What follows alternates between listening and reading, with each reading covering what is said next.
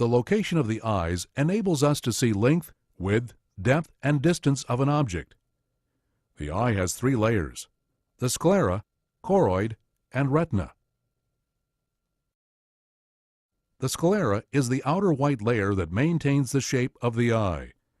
Muscles attached to the sclera control eye movements. Choroid is the middle layer that contains the blood vessels. The cornea is a clear circular area in the sclera where light enters the eye. The pupil is the circular opening in the front of the choroid.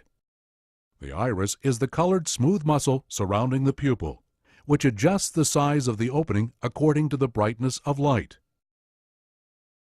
The lens is located behind the pupil and between the anterior and posterior chambers. The lens is a transparent, flexible biconvex structure that bends or refracts light rays, so they focus on the nerve cells of the retina.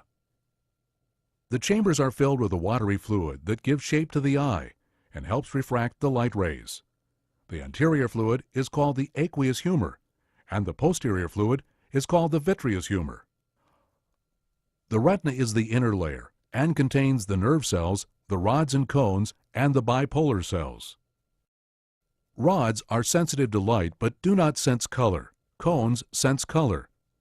The highest concentration of cones is in the fovea centralis. The rods and cones synapse with bipolar cells, which then synapse with the ganglia cells whose axons form the optic nerve.